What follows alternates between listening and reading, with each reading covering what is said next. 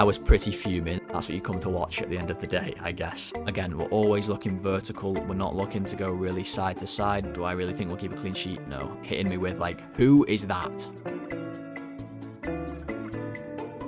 Right. Hello, everybody. Welcome back to The Golden Sky. I'm Tom, and today it is the match preview for Liverpool's Saturday 3 o'clock game at home to Brighton.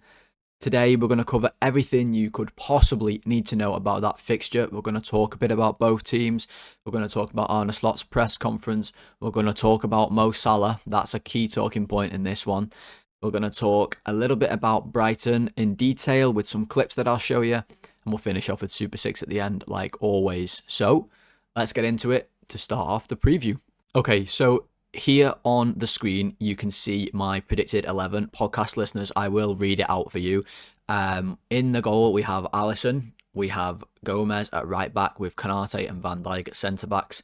And I think Kirkes comes in at left back. Other than that position, the defence sort of picks itself with Bradley's suspension, Frimpong's injury, just at left back spot. But I think it will be Kirkes with Robbo starting against Inter Milan.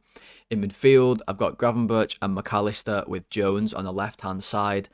And then in front of them, I've got Szoboszlai and Wirtz with Ekitike up front. Now, we'll talk a little bit about injury news in a second. But it's a little bit difficult to know exactly how we'll line up with that midfield. I mean, those 5 players there, Jones, Wirtz, Gravenberch, McAllister and Szoboszlai, all best in central areas of the pitch. And that's why on the screen, I've got them lined up in a bit of a narrow 4-3-2-1. Someone actually commented this on my last video. So if that was you, maybe you were the inspiration for this predicted sort of formation.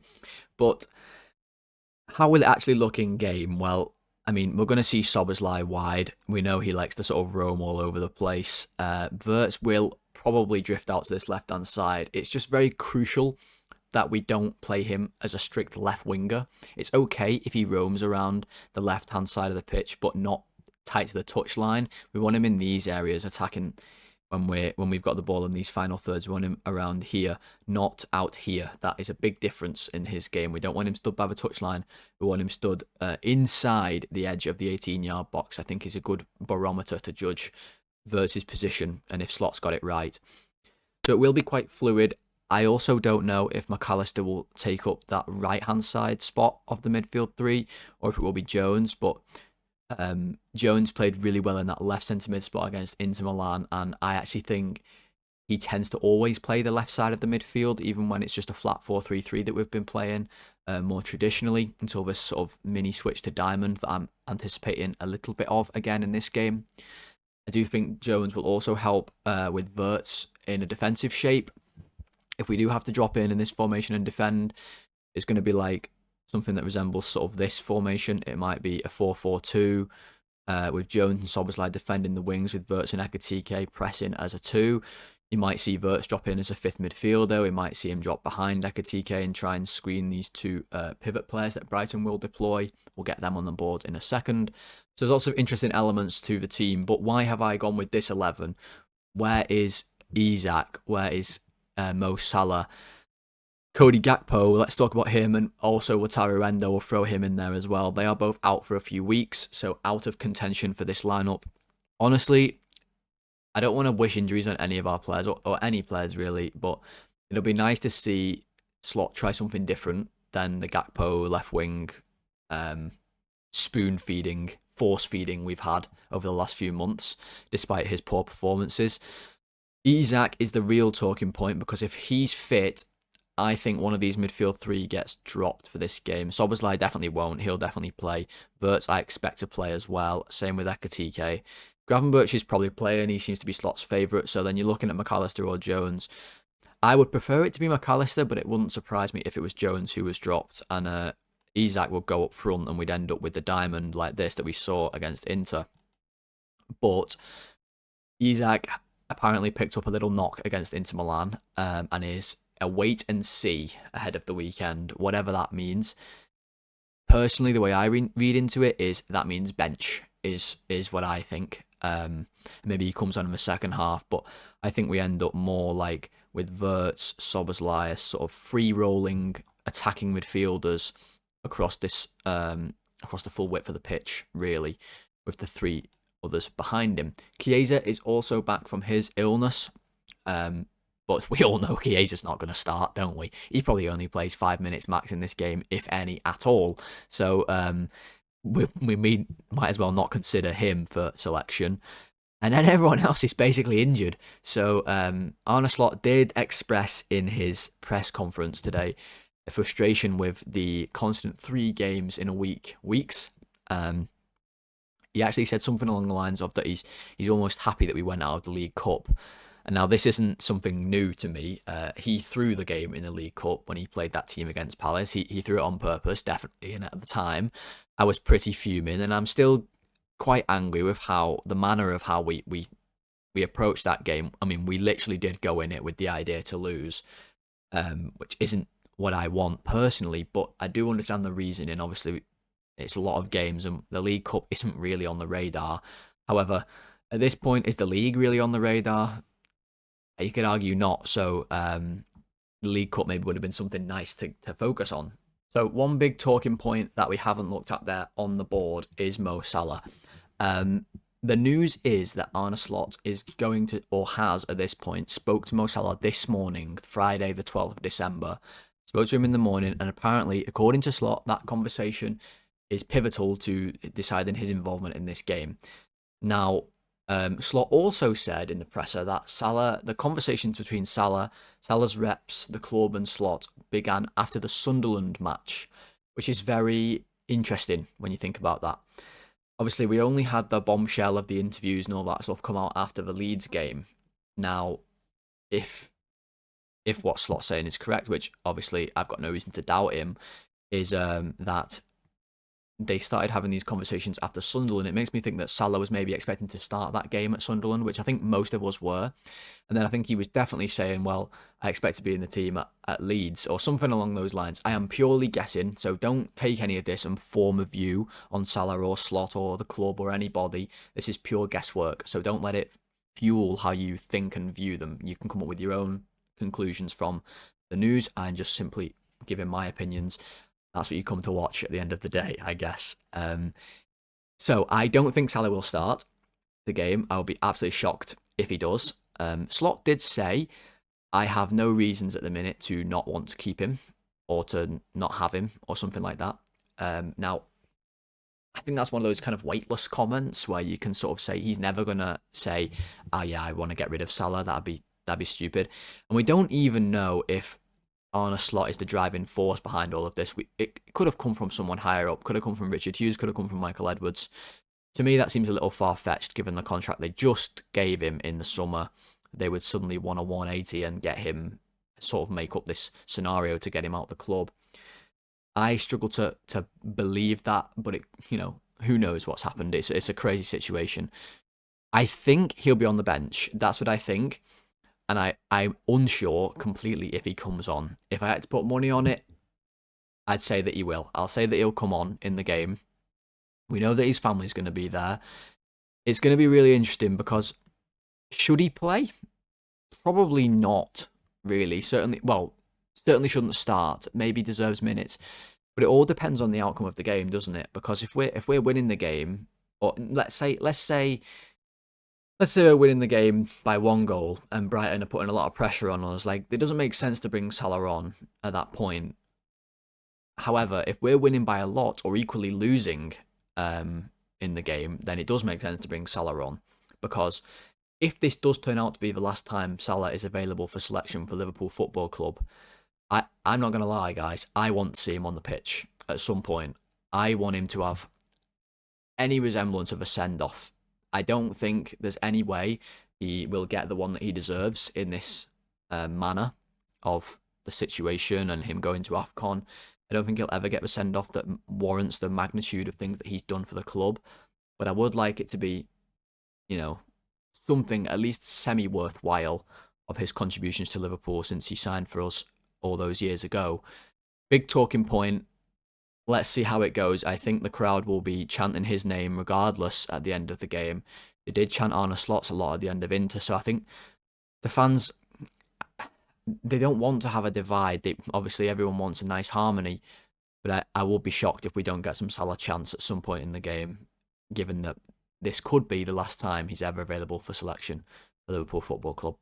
So let's get Brighton on the board and look at their team and their side of things ahead of this game. Okay, so here is Brighton's predicted 11 on the board. Again, I always look around at forums and websites and all this stuff like for the club that we're playing to get these predicted 11, and obviously a bit of my own opinion as well based on looking at their past teams. And it ends up with Verbruggen in the goal, Mats Vifer at right back with Van Hecke and Dunk centre backs, De Kuyper at left back, Baliba and Hinchelwood as the double pivot in the middle, Minter on the right, Ruta in the number 10, Kadioglu, I think, at left wing. That's one I'm not totally sure on, but that's what I've gone with. And then Danny Welbeck up front. So Brighton's team, there could be a lot of different players available for Brighton. Obviously, they have quite a lot of players that they use. And their team is a little bit like a career mode team, isn't it? There's sort of just random players from all over the place. There's quite a lot of new faces at Brighton all the time. And if you don't keep up with Brighton, you might be hitting me with, like, who is that right now? All you need to know about Brighton is that they are a team who are, I would say, a bit of a mix of styles. They are not full anti-football like your Brentfords, like Burnley, like, I don't want to say Crystal Palace too much because they're a bit less, but like these teams who are going to sit right back in and hit long balls and counter-attack. That's not Brighton's game. They do want to get on the ball, but they aren't a team who are dominating possession. They have been in the past under De Zerbi. That's a common misconception nowadays. When people think about Brighton, they constantly are on the ball. It's not true. They actually are very middle of the pack for possession this season. And Liverpool are top by some distance at the time of recording this as well. So they are comfortable doing a bit of both. They can attack direct, they can attack with set pieces, they can attack through nice build-up play, and we'll look at that in a second. The thing with Brighton is they are very much a middle-of-the-pack team. I'm going to hit you with some stats, some numbers for Brighton as a team throughout this season, and you'll see what I mean. So in terms of XG, they are 7th in the league, so slightly on the positive end of top half of the table there, but 14th in expected goals conceded, so you want to be actually lower in that table. So again, slightly on the more positive end of the table there. So that tells you, that they're pretty solid at both of those things, scoring and stopping goals, but not elite at it. They are 8th in big chances and 12th in big chances missed. Very average performance. 12th in accurate long balls, 6th in accurate crosses, and 5th in touches in the opposition's box. So again, a lot of this is very, very average performances across the board. The opposition's box touches is a little higher than average. Obviously, they like to work the ball into the box. They've got quite tricky players like Ruta, Minter, even Welbeck's got a nice touch. They like to get the ball and sort of see if they can fashion chances by working the ball into the box. But they also cross it, as you can see, 6th in accurate crosses. Minter, very, very direct winger. I think him against Kirkes will be a key battle in this game. Minter, very, very fast, quite a physical player. Actually reminds me a little bit of Sadio Mane, like a little baby version of Mane maybe, in how relentless he is. And Kirkes will have to be well on his game, and that's why I prefer Kirkes instead of Robbo in this one, just for maybe a bit of pace to deal with Minter. But Welbeck is Brighton's top scorer. He has 7 goals this season for them, so another great season for Danny Welbeck, has to be said. He keeps having them year after year. Brighton, very just sort of team that are sort of blending styles. There isn't a real standout thing to them that I could find that was like Brighton's thing. I like them as a team. They have good players, but there isn't necessarily an area where I'm like, this is something we need to be really focused on. There's no major long throw threat that I've seen in Brighton's games this season. We're not talking Michael Coyote or Nordi Mukiele of Sunderland. There's nothing in this team that's like an absolute red flag. This is what Brighton are going to do. One thing they do like to do is push up the pitch when they defend. Now, they certainly like to do this at home. Will they do it at Anfield? I'm not so sure. I wouldn't if I were them, because you've seen the results teams can get at Anfield when you drop off deep. They do like to push up the pitch. We'll look at some clips of that in a second. to evidence that more. They also like to play vertical football, and what that means is a lot of their passes go either directly forwards or directly backwards. There's not a lot of side-to-side stuff. We'll see an example of this in a second as well. It can mean they can attack very, very quickly from the back. The ball can go bouncing off players, wall passes all over the place until it ends up with people going through on goal. That's how I would judge Brighton's style, but it isn't easy to clarify and pinpoint down to one exact way of playing.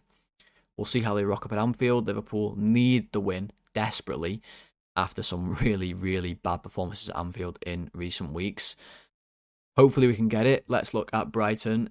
Some clips that I took from the Aston Villa game, which was a great game, by the way, just to show some of their strengths and weaknesses. All right, so not many clips here to go through, just a few from this game, the goals really for Brighton and Villa, a few of them that I picked out. And here we see an example of Brighton's vertical way of playing. So Verbruggen with the ball, going to start attacks right from the goalkeeper. We've seen this with Brighton for a few years, not only under De Zerbi, but also Hertzler, obviously in charge now as well. He's going to play this one out to Dunk. Dunk gets on the ball. Again, we're always looking vertical. We're not looking to go really side to side. Villa get a good press on. Kadioglu drops in from that left wing, shows for the ball. Now we see a bit of a tough situation for Kadioglu. He's being pressed, but again, Brighton all in the right places. They've got options around the ball. They're very, very good at build-up. Kadioglu just spins this one round the corner into, I think this is Seamas or Gruder, actually, that chests it. That ends up on the ball after Seamas's chest. Little flick into him. I think that's who it is. Or I can't quite tell. Anyway, point is, chest pass into Gruder. He gets onto the ball. He's away. Now they knock the ball over the top. Again, another vertical pass. Hinchelwood this time it is, making the run in behind. He gets in. They get a bit of luck here with the own goal, but you see how they built up from the goalkeeper there. Every pass basically went directly forwards. There's no patient side-to-side build-up. Really is the ideal way for Brighton to make attacks.